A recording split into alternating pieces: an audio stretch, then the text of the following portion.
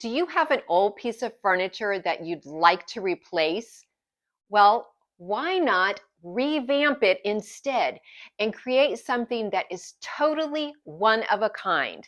In today's video, I'll be transforming a worn out and broken dresser into a beautiful and functional buffet for my kitchen. I'm extremely inspired by the timeless designs of William Morris, so I'll be incorporating one of his most popular and whimsical designs. You guessed it, the Strawberry Thief. I'll also be refreshing my kitchen decor to complement the new buffet. I can't wait for you to see this unbelievable before and after. So, let's get started. I have had an old store display piece in my kitchen for several years, and I was ready for something a little dressier, a little classier. So my plan is to turn this sad thrift store dresser into a buffet infused with all the timeless elegance of a William Morris design. My first task was to find a way to fix the left front foot, which was missing a large piece of wood. I decided to create my own silicone mold so that I could replicate the missing piece of wood using air-dry clay. First, I poured about a cup of cornstarch into an old bowl. Then I added about half a cup of 100% silicone on top of the cornstarch. Silicone is super sticky, so try to cover it completely with cornstarch before you touch it with your fingers. And don't use gloves because it will definitely stick to the gloves. Knead the silicone like a pie crust and keep adding cornstarch until the silicone is no longer sticky. Apply a little Vaseline to your hands and knead the silicone one more time to transfer the Vaseline to the exterior of the ball. To keep the silicone from sticking, I brushed a little cornstarch onto the existing dresser foot, and then I molded the silicone around the foot and let it dry. For small molds, the silicone usually dries in about a half an hour, but since mine was really thick, I let it dry an hour. It popped off quite easily because of both the Vaseline and the cornstarch. Then I took a bit of air-dry clay. First, I dusted the inside of the silicone mold with some more cornstarch, and then I pressed my air-dry clay into the mold, and I immediately removed it. In retrospect, I wish I had let it dry for a little while, but I knew that I didn't want it to dry hard because I needed to be able to mold that piece around what was left of the broken dresser foot. I applied wood glue to the dresser foot and then began shaping the clay around the dresser leg. At this point, the clay was beginning to dry, so I dipped my fingers in some water to help me smooth and shape the clay. I wanted to create some open storage in this dresser to hold cookbooks and some other decor items. And so I took out the two large drawers and took them out to my garage, where I proceeded to use a large mallet and break them apart. I wanted to reuse the wood from the drawers to finish out the openings in the dresser. Luckily, the shelving in the dresser was already there. I just needed to build it up a bit. First, I hammered out the wood drawer stops in the back of the dresser, and then I measured the depth of the dresser, and I cut one of the drawer fronts to that length to create a vertical divider down the middle. The drawer bottoms had consisted of two separate pieces of plywood, which would now fit in nicely on either side of that vertical divider. I used my cordless nail gun to secure the middle divider, but these nails were too long for attaching the plywood, so I had to switch to my Stanley electric nail gun, which holds very small nails. This actually ended up being a good thing because it was much easier to maneuver in those tight drawer openings and be able to get into the corners with nails.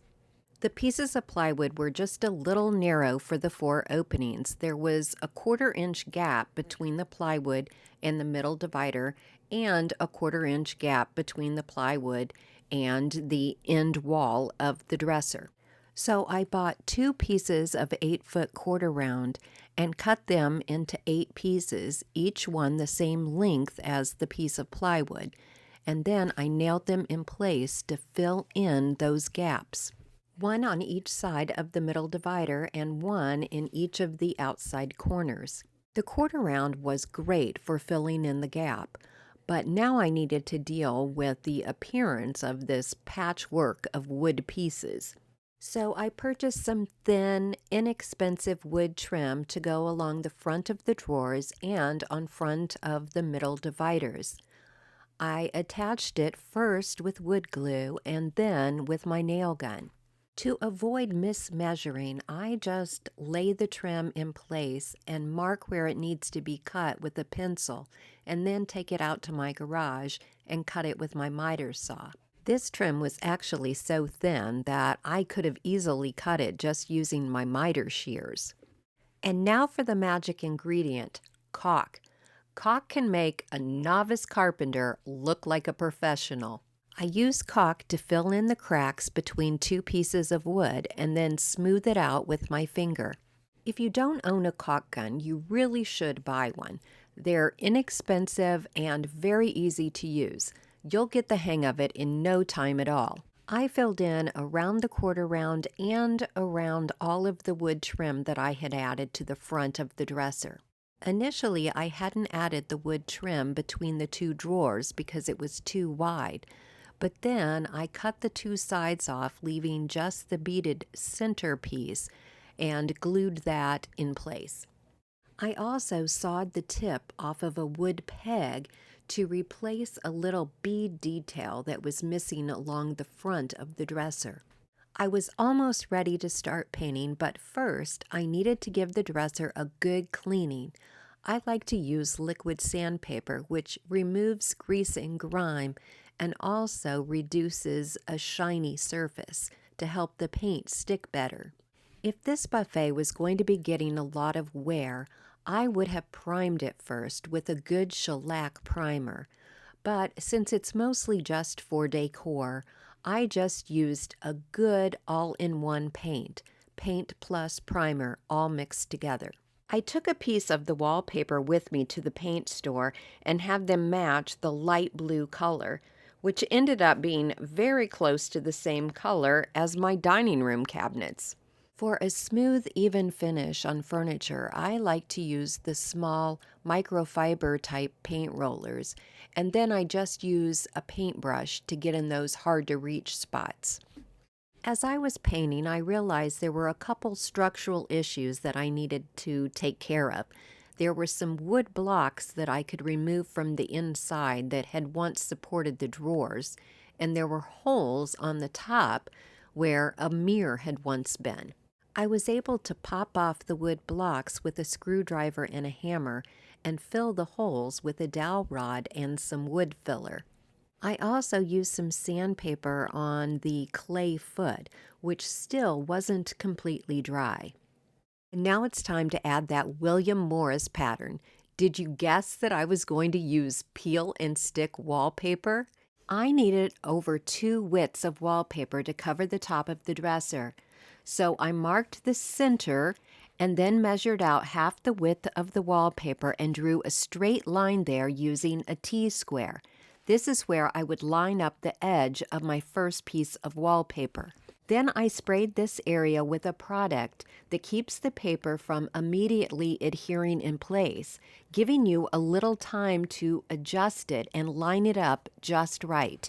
Once I had that first piece exactly where I wanted it, I took a wallpaper scraper wrapped in a microfiber cloth and smoothed out any wrinkles. Then I lined up the pattern of the next piece and repeated this process. Let me tell you, this spray really works, and I sure wish I had known about it when I was wallpapering my upstairs hallway. To remove the extra wallpaper, I used a metal ruler lined up exactly where I wanted to cut, and then I cut the paper using a utility knife. The key to getting a good clean cut is to break off your old blade and start with a fresh blade on your utility knife for every cut. One width of wallpaper was not enough to cover the front of my small drawers, so once again, I had to center my first piece. If you're using a wallpaper with a simple repeating pattern, you won't have to do this, but William Morris designs have very intricate patterns, and so it would have looked off if I had not centered it on the front of the drawers and on the top of the dresser. Since I just needed 2 small pieces of wallpaper to finish covering the top of the drawer front, I just cut these little areas out of the wallpaper roll to save as much of the paper as I could. In fact, I decided to cut up what I had left and give away free samples on my website. Because I liked the original hardware on the dresser, I was going to freshen it up with some Rub and Buff gold wax. But then I realized they were solid brass.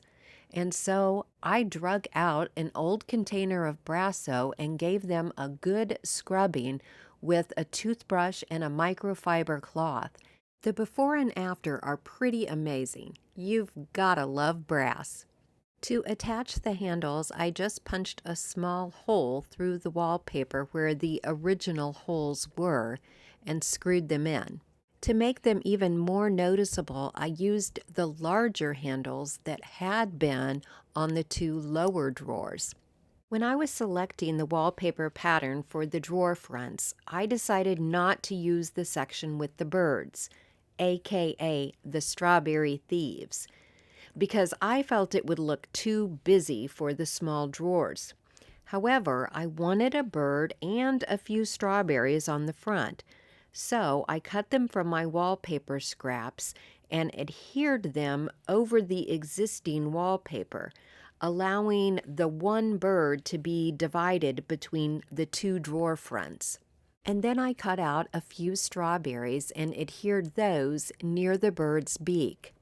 I think this is just the perfect touch to the front of the dresser. Above the dresser is a large bulletin board that I made from a wood frame that I purchased at the Habitat Restore for $15 just about 10 years ago. I painted it black when I first purchased it, but to help it coordinate better with the dresser, I gave it a coat of the same dark navy blue paint that is on my lower kitchen cabinets. Next, I wanted to refresh the decor in the basket that sits on a chair next to the dresser. I removed all the wintry items, leaving behind just the wreath, the books, and the piano rolls. To give it a spring feel and to highlight the pinks and greens in the dresser, I added in a vintage floral tin, some spring greenery, a terracotta pot with a bird's nest, and some bunny figurines.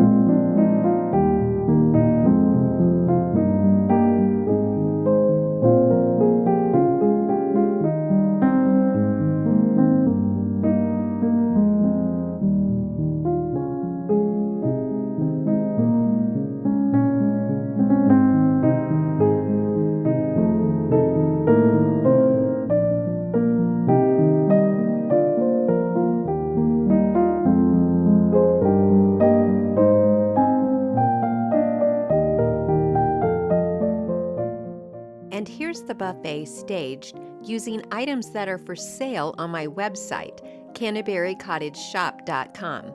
I hope you'll check it out. And if you like furniture flips, Here's another video I think you may like.